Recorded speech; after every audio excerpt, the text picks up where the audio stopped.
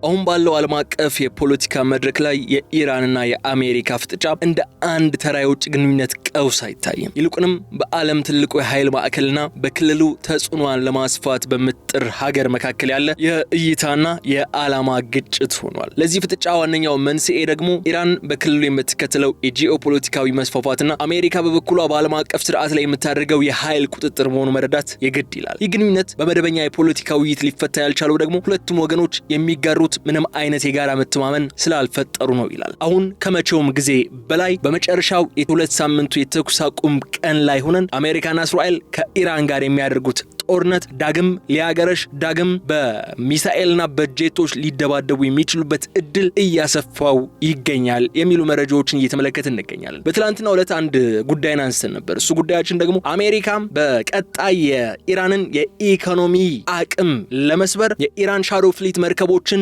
ለመቆጣጠር ጥረት ታደርጋለች፣ ሲዝ ለማድረግ በቁጥጥር ስር ለማዋል ትጥራለች ከማለታችን ምሽቱኑ ይህ የአሜሪካ እርምጃ ተጀምሯል። አንዲት የኢራን መርከብም በቁጥጥር ስር ስለመዋሏ መረጃዎች ወጥቷል። አሁን በድርድር ሂደቶች ዋዜማ ላይ የተፈጠረው ይህ ጉዳይ ኢራን ወደ እስላማባድ ለሁለተኛው ዙር ድርድር ልዑኳን ላለመላክ እንድትወስን እንዳስገደዳት መረጃዎች እየወጡ ነው የሚገኙት። ቀጣዮቹ ሁኔታዎች ምንድነው የሚሆኑት? ለምንድነው ኢራን ሁለተኛውን ዙር ድርድር ላይ ለመሳተፍ ፍላጎት ሳይኖራት የቀረው? ምንድናቸው አሜሪካና ኢራን ላያስማሟቸው የቻሉት ጉዳዮች? አንሪዞልቭድ የሆኑት ኢሹዎቹ ምንድናቸው የሚሉትን ዛሬ በስፋት ቆይታ ምናደርግባቸው ነጥቦቻችን ይሆናሉ። የተከበራችሁ የገበያ ሚዲያ ተከታታዮቻችን ይህንን ፕሮግራም ሲዝፋየሩ በሚያበቃበት ዕለት ዋዜማ ሆነን ነው ያቀረበን ያለውና ለምንድነው እነዚህ ሁለቱ ሀገራት በሁለተኛው ዙር ንግግር ለመስማማት ያቃታቸው? ፊት ለፊት ጠረጴዛ ላይ ተቀምጠው መነጋገር ያልቻሉት ለምንድነው? የማያግባቧቸው ዋነኞቹ ነጥቦች ምንድናቸው ብለን እናነሳለን። ስለዚህ አብራችሁን በመቆየት እንድትከታተሉን ጋብዛችኋለሁ። የገበያ ሚዲያን የዩቲዩብ ገጽ ሰብስክራይብ አድርጉ፣ ቪዲዮን ላይክ አድርጉ፣ ሐሳብ አስተያየታችሁን በኮሜንት መስጫው ላይ እንድታስቀምጡልን ጋብዛችኋለሁ። ከተከታታይ አጭር መሸጋገሪያ በኋላ ተመልሰን ስንመጣ በዝርዝር ጉዳዮች ነው የሚሆነው። ስለዚህ አብራችሁን ቆዩ።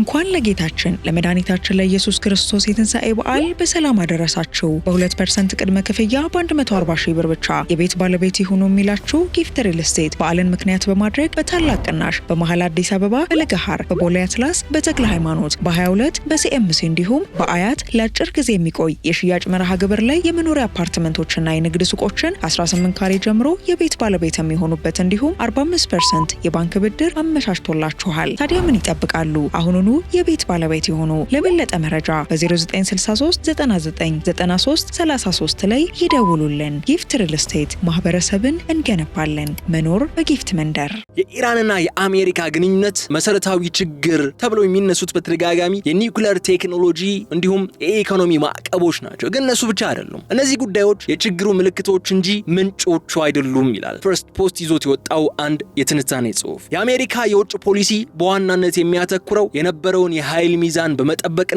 የአሜሪካን አጋሮች በተለይም እስራኤልና የገልፍ ሀገራትን ከኢራን ተጽዕኖ በመከላከል ላይ ነው። በሌላ በኩል ደግሞ ኢራን እስላማዊ አብዮቷን የዛ ፍልስፍና እንደ መሰረት በመውሰድ የምዕራባውያን በተለይም የአሜሪካን ተጽዕኖ ከቀጠናው ለማስወገድ የሚያስችል የረጅም ጊዜ ስትራቴጂ ነድፋ ስትንቀሳቀስ ቆይታለች።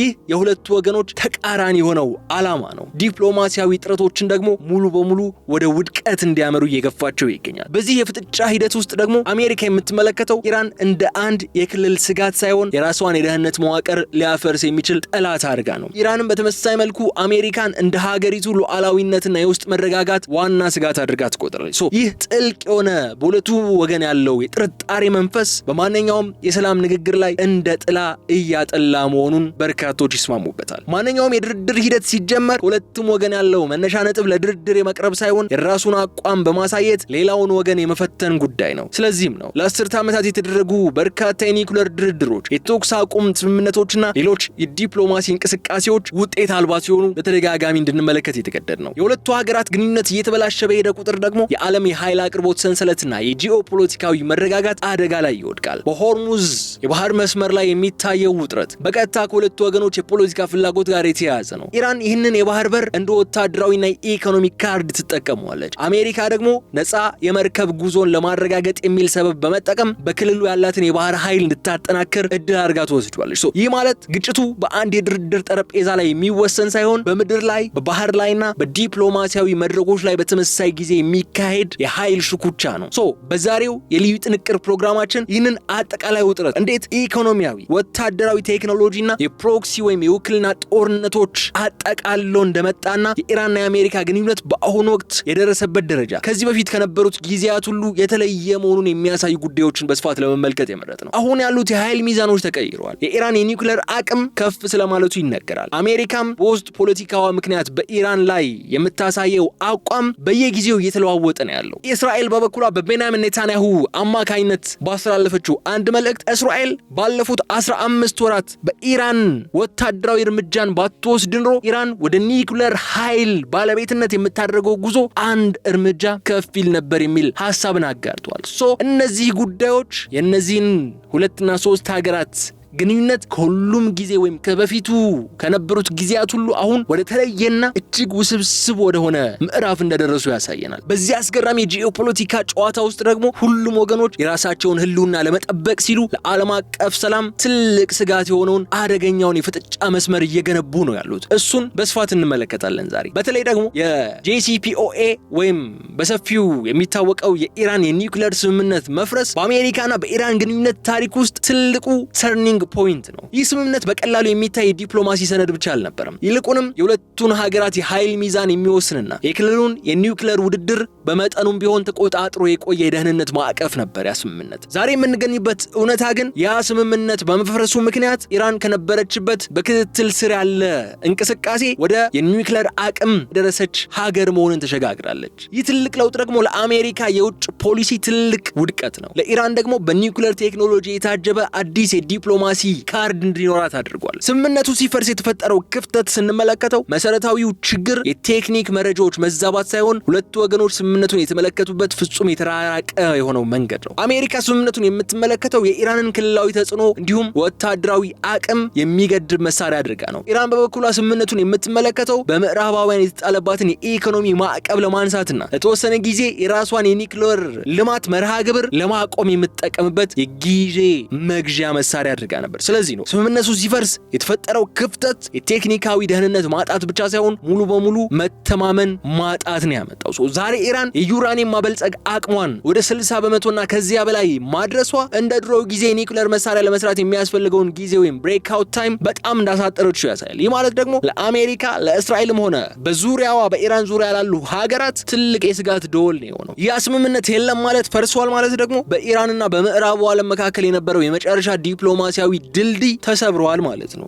ቀደም ሲል ስምምነቱ በአካባቢው የነበረውን የኒውክሌር ውድድር የገታ የነበረ ቢመስልም ዛሬ ግን እየታየ ያለው እውነታ ኢራን የኒውክሌር ቴክኖሎጂን እንደ ዋና የመደራደሪያ ካርድ መጠቀም መጀመሯ ነው። አሜሪካ በበኩሏ ደግሞ ኢራን በኒውክሌር ፕሮግራሟ ምክንያት በማዕቀብ ለማንበርከክ ብትሞክርም ውጤቱ ግን የኢራን የኒውክሌር ቴክኖሎጂ የበለጠ እንዲራቀቅ እንጂ እንዲዳከም አላደረገም። እንዲያውም የኢኮኖሚ ማዕቀቡ ባሳደረው ጫና ኢራን የበለጠ የራሷን ቴክኖሎጂ የማሳደግ አቅም እንድትገፋበትና ከምዕራባውያን ነፃ የሆነ የኒውክሌርና የሚሳኤል መሰረተ ልማት እንድትገነባን አድርገዋታል። ከዚህ በተጨማሪ ሌላው መረዳት ያለብን ትልቁ ነጥብ ደግሞ መሰላችሁ የኒውክሌር ጉዳይ ከኢራን የውስጥ ፖሊሲ ጋር የተቆራኘ መሆኑ ነው። ለኢራን መንግስት የኒውክሌር ፕሮግራም የሉዓላዊነት ምልክት ነው። ከአሜሪካ ጋር መደራደር ወይም ስምምነት ማድረግ ደግሞ እንደ መሸነፍ ነው የሚቆጠሩ። የኒውክሌር አቅማቸውን ማሳደግ ለውስጥ ድጋፍም ሆነ ለውጭ ጫና መከላከያ ሆኖ ነው የሚያገለግላቸው ለኢራናውያን። ለዚህም ነው አሜሪካ የምታቀርበው ማንኛውም ኒውክሌርን የተመለከተ የድርድር ጥያቄ በኢራን በኩል በሙሉ ጥርጣሬ የሚታየው። ስምምነቱ መፍረሱ ለኢራን ሌላ ትርፍ አስገኝቷል። በሌላ መልኩ ደግሞ እርሱም በኒውክሌር ጉዳይ ላይ የሚደረጉ የዓለም አቀፍ ውይይቶች ከዚህ በፊት ከነበሩበት የበለጠ ለኢራን ጠቀሜታ በሚሰጡ ሁኔታዎች እንዲቀረጹ ማድረግ መቻሏ ነው። ለዚህም ነው የኒውክሌር ስምምነቱ መክሸፉ ዝም ብሎ የፖለቲካ ውሳኔ አይደለም የሚባለው፣ ይልቁንም መላውን የክልሉን ደህንነት ስነ ምህዳር የቀየረ ክስተት ነው። አሁን ኢራን የኒውክሌር አቅሟን እንደ ጋሻ ተጠቅማ በሌሎች የውጭ ፖሊሲ ዘርፎች በተለይም በክልላዊ ተጽዕኖዋ ላይ የበለጠ አቅም እንድታገኝ ያስችሏታል። የአሜሪካ የኒውክሌር ፖሊሲ በአሁኑ ወቅት የትም አልደረሰም። ምክንያቱ ደግሞ ኢራን ካሁን በኋላ ያለ ስምምነት እንኳን በራሷ አቅም መቆም የምትችልበት ደረጃ ላይ ስለደረሰች ነው። በዓለም የጂኦፖለቲካ ካርታ ላይ የሆርሙዝ ሰርጥ እንደ ተራ የባህር በር እንዲታይ አላደረገም። ይልቁንም ይህ አነስተኛ የውሃ አካል ለዓለም ኢኮኖሚ የደም ስር ነው። በየቀኑ በሚሊዮኖች የሚቆጠሩ በርሜል ድፍድፍ ነዳዶች ከአረብ ሀገራት ወደ ተቀረው ዓለም የሚጓጓዘው በዚህ ጠባብ የባህር መስመር አማካኝነት ነው። በኢራንና በአሜሪካ ባለው ግንኙነት ውስጥ የሆርሙዝ ሰርጥ የጦር ሜዳ ብቻ ሳይሆን ኢራን አሜሪካንና የምዕራቡን ዓለም ለመገዳደር የምትጠቀምበት እጅግ አደገኛ የሆነ ስልታዊ ካርድ ነው። የኢራን ስትራቴጂም ግልጽ ነው። በዚህ ሰዓት በኒውክሌር ፕሮግራሟ ዓለም አቀፍ ጫና ሲበዛባት የሆርሙዝን መስመር በመዝጋት ወይም በማወቅ ዓለም አቀፍ የነዳጅ ዋጋ እንዲንር በማድረግ የአሜሪካን አጋሮችና የዓለምን ገበያ በማሸበር ጫናን ለመፍጠር ትሞክራለች። የአጸፋ ጫና የኢራን ጥንካሬ ያለው ቀጥተኛ ጦርነት በመክፈት ሳይሆን አሲሜትሪክ ዋርፌር ወይም ያልተመጣጠነ የውጊያ ስልትን በመከተል ላይ ነው። ኢራን ሙሉ በሙሉ ባህረ ሰላጤውን የመዝጋት አቅም ላይ ኖራት ይችላል። ነገር ግን አነስተኛ የጦር መርከቦችን፣ ድሮኖችንና የባህር ቦምቦችን ወይም ሲማይኖችን በመጠቀም የንግድ መርከቦችን እንቅስቃሴ ማወቅ አቅሟ አሁን ከፍተኛ ደረጃ ላይ ደርሷል። አንዲት የንግድ መርከብ በአካባቢው ላይ ጥቃት ሲደርስባት ወይም ስትታገድ የኢንሹራንስ ዋጋ በከፍተኛ ሁኔታ ይጨምራል። የጭነት መርከቦችም ጉዞአቸውን ያዘገያሉ። ይህ ደግሞ በዓለም አቀፍ የነዳጅ ዋጋ ላይ ወዲያውኑ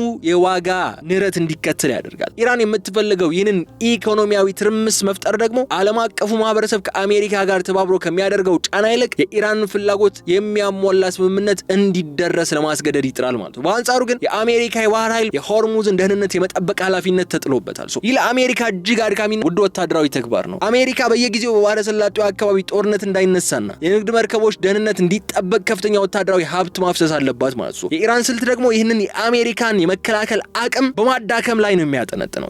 አሜሪካ ስትጠነቀቅ ኢራን የበለጠ እየተንቀሳቀሰች ለዓለም አቀፉ ማህበረሰብ እኔ ለኩትን ካላገኘሁ በነዳጅ አቅርቦቱ ላይ ችግር መፍጠር የማይቀር ነው የሚል ግልጽ መልእክትን ትልካለች። ይህ ደግሞ የቁጥጥር ሽኩቻ የሆርሙዝን አካባቢ እንደ አንድ የጂኦፖለቲካዊ የግጭት ማዕከል ሆኖ እንዲወሰድ አድርጎታል። ይህ ዛሬ ላይ ያየነው ያለነው እውነታ በሆርሙዝ ባህረ ሰላጤ ላይ የሚደረገው ፍጥጫ በኢራንና በምዕራባውያን መካከል ያለውን የግጭት አንዱ ገጽታ ብቻ ነው። ኢራን የነዳጅ ማጓጓዣውን በመቆጣጠር ዓለምን ካስፈራራች በኋላ ቀጣዩ የኃይል መገለጫው የሚሆነው ደግሞ በምድር ላይ ነው። በባህር ላይ የምትጠቀምበትን ይህንን የማወቅ ስልት በየመን፣ በሊባኖስ፣ በሶሪያ ባሉ አጋሮቹ አማካኝነት በምድር ላይ በሚደረጉ የውክልና ጦርነቶች ታጠናክረዋለች።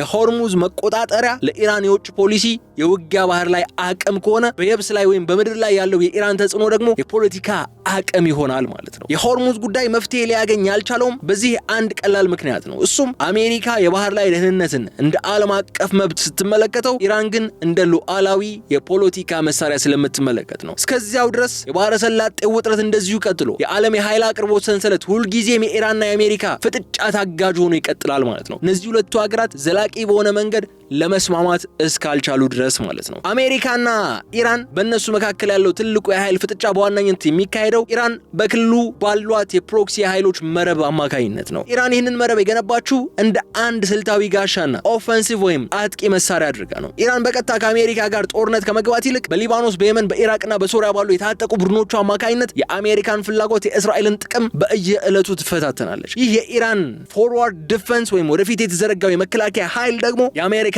የእስራኤልን የኃይል አቅም በበርካታ ግንባሮች እንዲበተን በማድረግ ዋናውን የኢራን ግዛት ከአውዳሚ ጥቃቶች ለመከላከል የተነደፈ ስልት ነው። ይህ ስልት ኢራን እነዚህን ቡድኖች እንደ ቀላል የጦር አጋር ብቻ ሳይሆን የፖለቲካና የደህንነት መሳሪያ አድርጋ እንደምትጠቀምባቸው የሚያሳይ ነው። ለምሳሌ በሊባኖስ ያለው ሂዝቦላህ፣ በየመን ያሉ የአንሳሩላህ ኃይሎች ወይም ሁቲዎችና በኢራቅ ያሉት የተለያዩ ሚሊሻዎች በአንድነት ሲሰሩ ኢራን በአካባቢው ላይ ያላትን የጂኦፖለቲካዊ ተጽዕኖ በከፍተኛ ደረጃ ነው ያሳድጓል።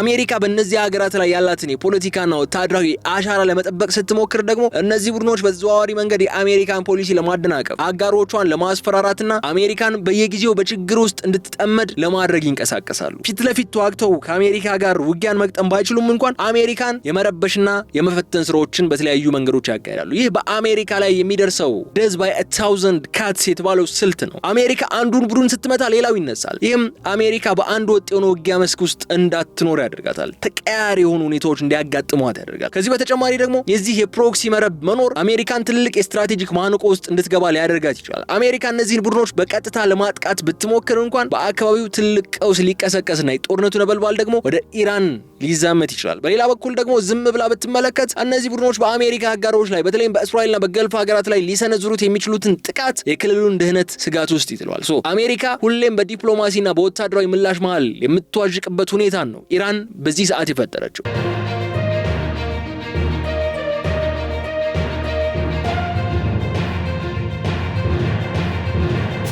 ኢራን ዋናው ግብ አሁን አሜሪካ ከክልሉ ሙሉ በሙሉ እንድትወጣ ማስገደድ ነው። ይህ የምታደርገው ደግሞ አሜሪካ በየቦታው የምታደርገውን ወታደራዊ ይዞታና መገኘት ዋጋው ከጥቅሙ እንዲበልጥ ማድረግ ነው። ዛሬ እያየነው ያለነው እውነታ ይህ የፕሮክሲ መረብ ከኢራን የኒውክሌር አቅም ጋር በቅርበት የተሳሰረ መሆኑን ነው። ኢራን በኒውክሌር አቅሟ ዓለምን ስትፈታተን፣ በሌላ በኩል በፕሮክሲ ኃይሎቿ አማካኝነት በክልሉ መሬት ላይ ያለውን እውነታ ወይም ፋክትስ ኦን ዘ ግራውንድ እየፈጠረች ነው ያለችው። አሜሪካ ዲፕሎማሲያዊ ውይይቶችን ስትጀምር ኢራን በፕሮክሲዎቿ አማካኝነት የአሜሪካን አጋሮች በማጥቃት የድርድር አቅሟን ለመጨመር ነው የምትመክረው። ይህ የኢራን የፕሮክሲ ስልት አሜሪካን አድካሚ ወደ ነገር ውስጥ የሚያስገባት ሌላው ምክንያት የኢራን ተጽዕኖ የሀገር ድንበር ጥሶ መውጣቱን ነው። ኢራን እነዚህ ቡድኖች በማስታጠቅ በማሰልጠና በኢኮኖሚ በመርዳት የራሷን የውጭ ፖሊሲ አራማጅ አድርጋቸዋለች።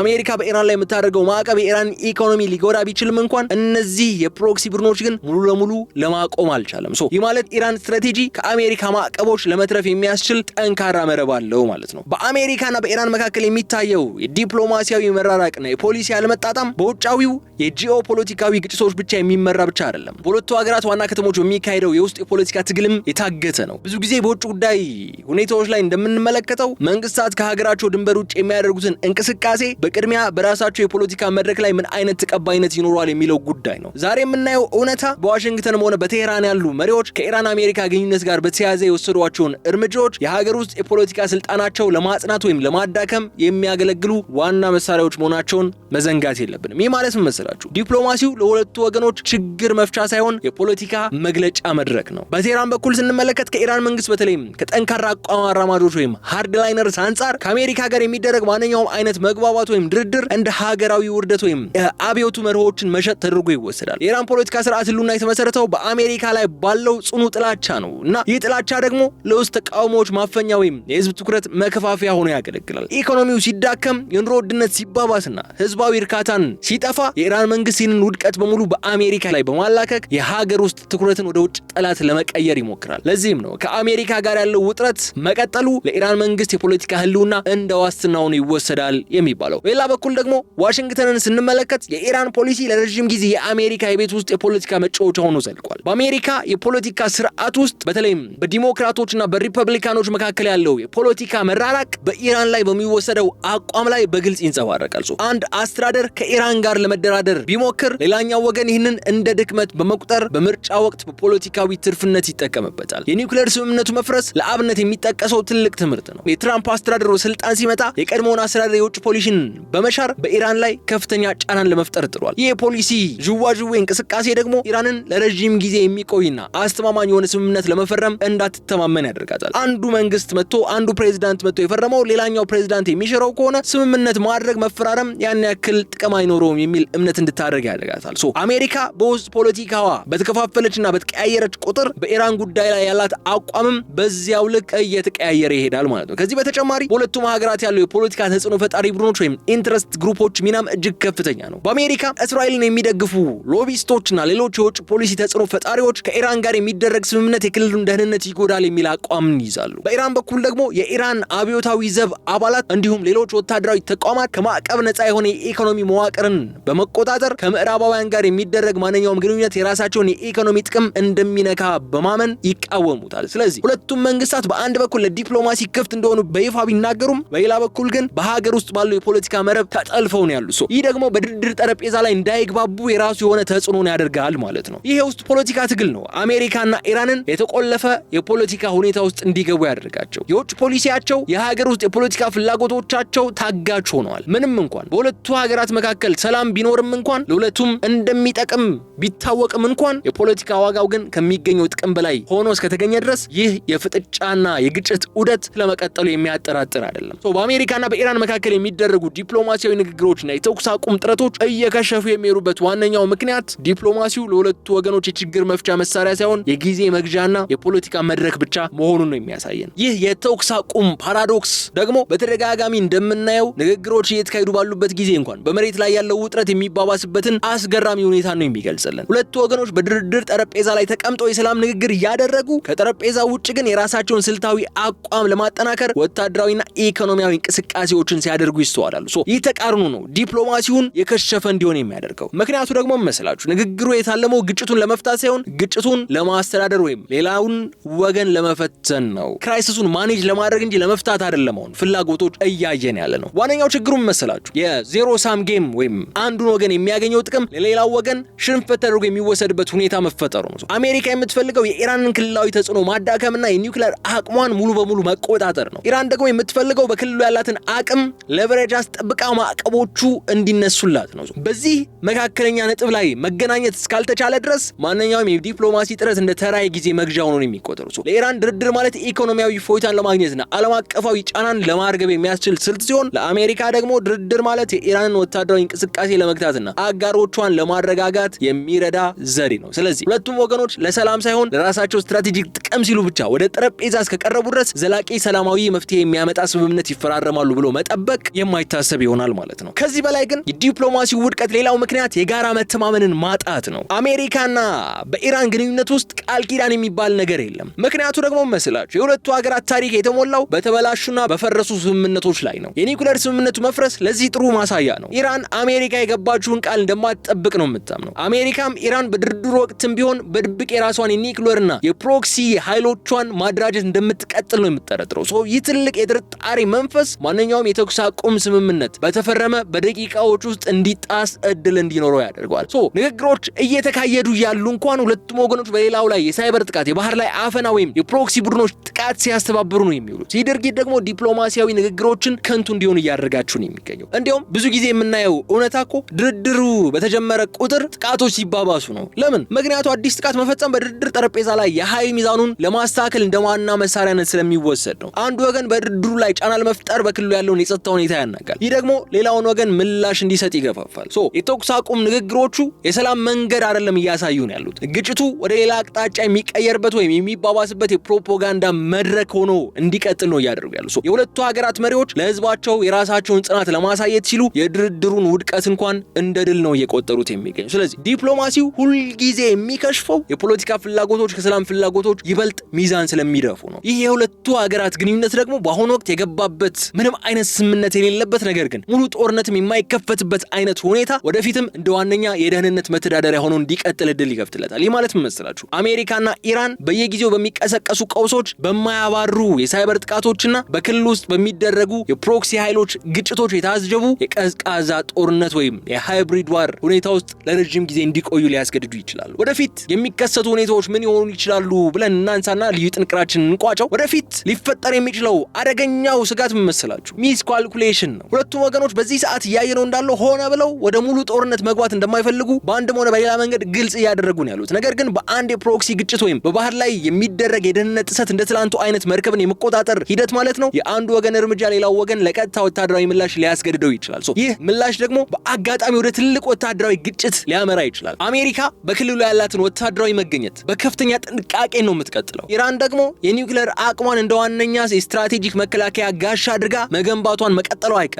ይህ ማለት የክልሉ ደህንነት ሁሌም በአንድ ጥንቃቄ የጎደለው እርምጃ ሊሰበርና ሙሉ ቀጠናውን ሊያዳርስ የሚችል እሳት ሊጭር ይችላል። የኢኮኖሚ ጉዳዩን ደግሞ እንመልከት። የኢራንና የአሜሪካ ፍጥጫ በዓለም አቀፍ የነዳጅ ገበያ ላይ ያለው ተጽዕኖ ዘላቂ ሆኖ ነው የሚቀጥለው። የሆርሙዝ የባህር መስመር የዓለም የኃይል አቅርቦት ደም ስር በመሆኑ ምክንያት በውስጡ የሚፈጠሩ ማንኛውም ትንሽ ውጥረት የዓለምን ኢኮኖሚ በማናጋት የዋጋ ንረትን ይፈጥራል። ይህ ሁኔታ ኢራን በአሜሪካ ማዕቀብ ውስጥ ሆና እንኳን የዓለምን ገበያ በማወክ የመደራደሪያ አቅሟን የምትጠብቅበት ዋነኛ መንገድ ሆኖ መቀጠለው አይቀርም። ዓለም አቀፉ ማህበረሰብ ከዚህ ፍጥጫ ጋር አብሮ ለመኖር መላመድ ሊኖርበት ይችላል። የኢራንና የአሜሪካ ግንኙነት በቅርቡ ወደ አንድ የሰላም ስምምነት ይደርሳል ብሎ ማሰብ ደግሞ ከእውነታ የራቀ ጉዳይ እየሆነ ነው ያለው። ምክንያቱ ስምምነት ለመፈራረም የሚያስፈልገው የጋራ መተማመንና የፖለቲካ ፍላጎት አሁን በሁለቱም ወገኖች የውስጥ ፖለቲካዊ ስርዓት ውስጥ እንደሌለ ያየን ያለ ነው። በመጨረሻ ልናስተውለው የሚገባውን ትልቁ ቁም ነገር ግን መሰላችሁ የኢራንና የአሜሪካ ግንኙነት የዓለምን ጂኦፖለቲካዊ አቅጣጫ የሚወስን ቁልፍ ጉዳይ መሆኑ ነው። ኢራን በኒውክሌር አቅሟ፣ በፕሮክሲ ኃይሎቿና በባህር ላይ ስትራቴጂዋ አሜሪካን በበርካታ ግንባሮች ለመፈተን የቻለች ሀገር መሆኗ በግልጽ ማወቅ እንችላለን። አሜሪካ በበኩሏ በኢኮኖሚ ማዕቀብና በወታደራዊ ግፊት ኢራንን ለማንበርከክ ብትሞክርም ኢራን ግን የራሷን የውጭ ፖሊሲ አቅጣጫን በመቅረጽ የክልሉን ሚዛን ለመቀየር እየቻለች ነው ያለች። ይህ የሁለቱ ሀገራት ፍጥጫ በታሪክ ውስጥ እንደ አንድ ትልቅ የስትራቴጂክ ሽኩቻ የሚታወስ ሆኖ ይቆያል። ይህ የሚያሳየን ደግሞ መሰላችሁ ዓለም በፖለቲካዊና በኢኮኖሚያዊ ትስስር እጅግ የተወሳሰበች መሆኗን ነው። የአሜሪካና የኢራን ግጭት የሁለቱ ሀገራት ብቻ አይደለም፣ የመላው ዓለም የደህንነትና የኢኮኖሚ ጉዳይ ነው። ወደፊት የምንመለከተው ሁኔታ ደግሞ ብዙ የዲፕሎማሲ ንግግሮች፣ የተኩስ አቁም ሙከራዎች፣ ነገር ግን ከዚህ ሁሉ በላይ ጠንካራ የሆነ ስትራቴጂክ ቶለራንስ ወይም ስትራቴጂካዊ መቻቻል ወይም በአንድ ወገን የሚመጣ የፖሊሲ ለውጥ ሊሆን ይችላል። እስከዚያው ድረስ ግን ይህ የፍጥጫ ውደት የዓለምን ትኩረት የሳበና ጂኦፖለቲካዊ ሚዛኑን የሚወስን ሆኖ ይቀጥላል። እስከመች ድረስ እነዚህ ሁለት ሀገሮችና ኃይሎች የጋራ መግባቢያ ነጥብ አግኝተው በጋራ ጉዳይ ተስማምተው አንድ ዘላቂ የሆነ ሰላምን የሚያመጣ ወረቀት ላይ መፈራረም እስኪችሉ ድረስ ማለት ነው። ይህ መቼ ይሆናል የሚለው ግን እጅግ አሻሚ ጉዳይ ሆኖ መቀጠለው አይቀርም በማለት የዕለቱን የልዩ ጥንቅር ቆይታችን እዚህ ላይ እንቋጫለን። የተከበራችሁ የገበያ ሚዲያ ተከታታዮቻችን በቀጣይ በሌላ ጉዳይ መልሰን እስክንገናኝ ድረስ መልካም ሁሉ ለእናንተ በመኘት እዚህ ጋር ነው የምሰናበታችሁ። የገበያ ሚዲያን የዩቲዩብ ገጽ ሰብስክራይብ ማድረጋችሁ እንዳዘነጉ፣ ቪዲዮውን ላይክ አድርጉ፣ ሀሳብ አስተያየታችሁን በኮሜንት መስጫው ላይ አስቀምጡልን። በቀጣይ በሌላ ጉዳይ መልሰን እስክንገናኝ ድረስ በቸር ቆዩልኝ። ሰላም። እንኳን ለጌታችን ለመድኃኒታችን ለኢየሱስ ክርስቶስ የትንሣኤ በዓል በሰላም አደረሳችሁ። በ2% ቅድመ ክፍያ በ140 ሺህ ብር ብቻ የቤት ባለቤት ይሁኑ የሚላችሁ ጊፍት ሪል ስቴት በዓልን ምክንያት በማድረግ በታላቅ ቅናሽ በመሃል አዲስ አበባ በለገሃር፣ በቦሌ አትላስ፣ በተክለ ሃይማኖት፣ በ22 በሲኤምሲ እንዲሁም በአያት ለአጭር ጊዜ የሚቆይ የሽያጭ መርሃ ግብር ላይ የመኖሪያ አፓርትመንቶችና የንግድ ሱቆችን 18 ካሬ ጀምሮ የቤት ባለቤት የሚሆኑበት እንዲሁም 45% የባንክ ብድር አመቻችቶላችኋል። ታዲያ ምን ይጠብቃሉ? አሁኑ የቤት ባለቤት የሆኑ። ለበለጠ መረጃ በ0963 99 93 33 ላይ ይደውሉልን። ጊፍት ሪል ስቴት ማህበረሰብን እንገነባለን። መኖር በጊፍት መንደር።